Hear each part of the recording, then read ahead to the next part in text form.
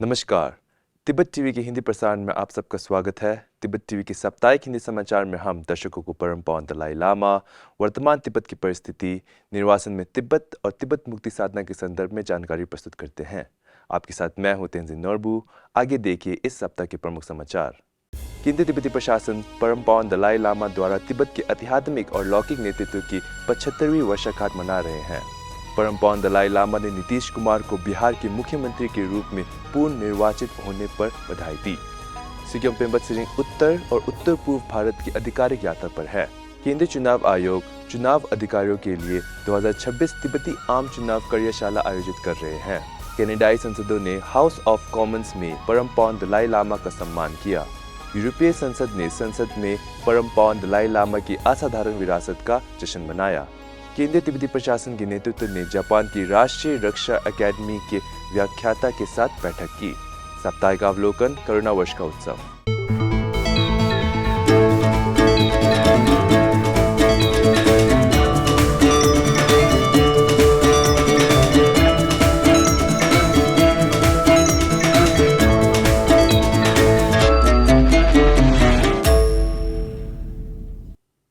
इस सप्ताह सोमवार को परम पावन दलाई लामा ने केंद्रीय तिब्बती प्रशासन द्वारा आयोजित एक कार्यक्रम में शिरकत की, जो परम पावन दलाई लामा द्वारा तिब्बत का आध्यात्मिक और लौकिक नेतृत्व ग्रहण करने की 75वीं वर्षगांठ का उत्सव था।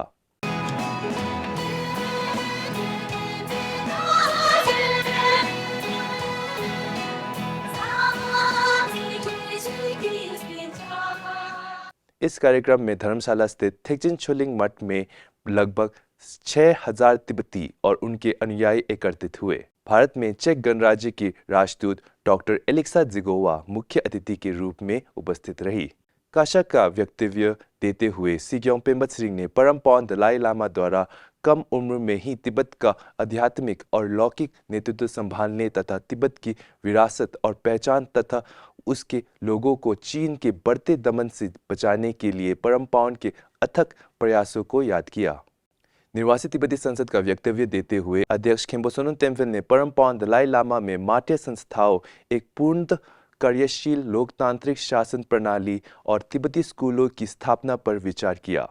परम पावन दलाई लामा के सम्मान में इस वर्ष के उत्सव के अवसर पर अध्यक्ष खेम्बो सोनम तेम्फेल ने तिब्बतियों से तिब्बती मुद्दे के प्रति परम पावन के प्रयासों में योगदान देने के लिए एकजुट रहने की अपील की। कार्यक्रम में डॉक्टर एलेक्सा जिगोवा ने अपने संबोधन में परम पावन के असाधारण नेतृत्व की सराहना की तथा चेकोस्लोवाकिया के पूर्व राष्ट्रपति स्वर्गीय वाक्लाव हैवेल के साथ परम पावन की सच्ची मित्रता की ओर ध्यान आकर्षित किया। भारत और नेपाल के तिब्बती स्कूलों के पूर्व छात्रों ने तिब्बती प्रवासी समुदाय में तिब्बती स्कूलों की स्थापना के लिए परम पावन दलाई लामा के प्रति आभार व्यक्त किया। कल परम पावन दलाई लामा ने नीतीश कुमार को बिहार के मुख्यमंत्री के रूप में उनके पूर्ण निर्वाचन पर बधाई पत्र भेजा। अपने पत्र में परम पावन दलाई लामा ने बौद्ध गाय की अपनी यात्राओं के दौरान उनके प्रति उनकी मित्रता और उदार आतिथ्य की सराहना की। परम पावन ने ऐतिहासिक नालंदा परंपरा को बढ़ावा देने में उनकी समर्थन और प्रोत्साहन के लिए आभार व्यक्त किया और उनकी निरंतर सफलता और आगे आने वाली चिंताओं के लिए प्रार्थना की। धर्मशाला में अनेक कार्यक्रमों के बाद केंद्रीय तिब्बती प्रशासन के सिक्योम पेम्बा त्सिरिंग इस सप्ताह के प्रारंभ में दिल्ली, गुवाहाटी और लखनऊ की आधिकारिक यात्रा पर रवाना हुए। गुरुवार को सिक्योम ने कॉटन विश्वविद्यालय के संकाय और छात्रों से पर्यावरण सुरक्षा और शांति पर बात की और इस सप्ताह बुधवार को सिक्योम ने गुवाहाटी, असम में भारत तिब्बत सहयोग मंच द्वारा आयोजित 14वीं तीर्थ यात्रा के उद्घाटन स्थल में भाग लिया। सोमवार को दिल्ली की क्षेत्रीय घुटने आयोजन समिति ने परम पावन द्वारा तिब्बत के आध्यात्मिक और लौकिक नेतृत्व ग्रहण करने की 75वीं वर्षगांठ पर एक पैनल चर्चा का आयोजन किया, जिसमें सिक्योम पेम्बा त्सिरिंग एक पैनलिस्ट के रूप में शामिल हुए।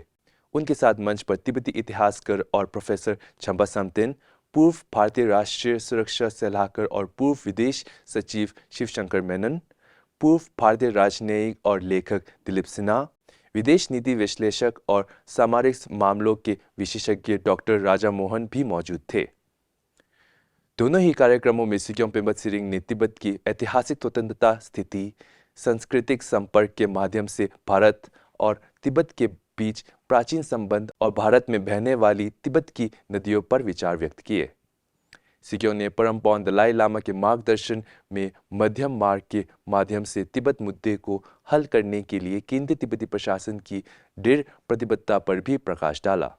चुनाव आयुक्त लोब्सांग यीशी की अध्यक्षता में केंद्रीय चुनाव आयोग ने पिछले रविवार को आगामी तिब्बती आम चुनाव 2026 पर क्षेत्रीय चुनाव अधिकारियों के लिए एक दिवसीय कार्यशाला का आयोजन किया। मुख्य चुनाव आयुक्त लोब्सांग यीशी ने तिब्बती चुनाव प्रक्रिया से संबंधित चुनाव नियमों, विनियमों और मूलभूत दिशा निर्देशों पर विस्तार से प्रकाश डाला। उन्होंने मतदाता पंजीकरण, मतदान के तरीके, चुनाव अधिकारियों की जिम्मेदारियां, अमान्य मतपत्रों का निपटान और चुनावी कदाचार के लिए दंड सहित प्रमुख प्रक्रियाओं पर प्रकाश डाला। अतिरिक्त चुनाव आयुक्त नांगसा चुडन और त्सिरिंग युडन ने आगामी चुनाव की परिचालन तैयारियों और जिम्मेदारियों के बारे में जानकारी दी। तिब्बती आम चुनाव का प्रारंभिक दौर 1 फरवरी 2026 को और चुनाव का अंतिम दौर 26 अप्रैल 2026 को निर्धारित है। 17 नवंबर को कनाडा तिब्बत लॉबी दिवस मनाया जा रहा है। इस सप्ताह सोमवार को कनाडा की संसद सदस्य करीम परदेसी, एलेक्सिस ब्रुनेल डुसेपी और जेम्स मेलोनी ने परम पावन दलाई लामा को सम्मानित किया और तिब्बत के समर्थन में वक्तव्य दिए। साथ ही उन्होंने कनाडा के हाउस ऑफ कॉमन्स में प्रमुख तिब्बत समर्थक रिचर्ड गेयर का स्वागत भी किया। सांसदों ने परम पावन दलाई लामा को करुणा, शांति और नैतिक साहस की प्रतिमूर्ति माना। उन्होंने तिब्बतियों से बिना किसी भारी हस्तक्षेप के अगले दलाई लामा सहित अपने धार्मिक नेताओं के चयन में सहयोग करने, 2025 को आधिकारिक रूप से करुणा वर्ष के रूप में मान्यता देने और तिब्बत को एक अधिग्रहित राष्ट्र के रूप में ऐतिहासिक दर्जा देने का आह्वान किया। ब्रसेल्स स्थित तिब्बत कार्यालय ने यूरोपीय संसद में तिब्बत के परम पावन 14वें दलाई लामा ज्ञान और करुणा के 90 वर्ष का उत्सव शीर्षक से एक प्रदर्शनी का उद्घाटन किया। इस कार्यक्रम में यूरोपीय संसद के कई सदस्य, संसदीय कर्मचारी और आमंत्रित अतिथि उपस्थित थे।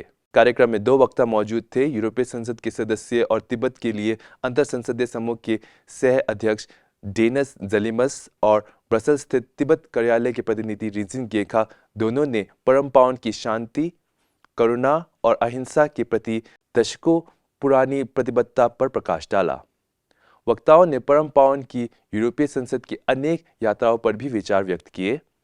तिब्बत ब्रसेल कार्यालय ने अपना दूसरा बेल्जियम तिब्बती नेटवर्किंग मीट भी आयोजित किया, जिसमें बेल्जियम भर से 26 युवा तिब्बती युवाओं को एक साथ लाया गया।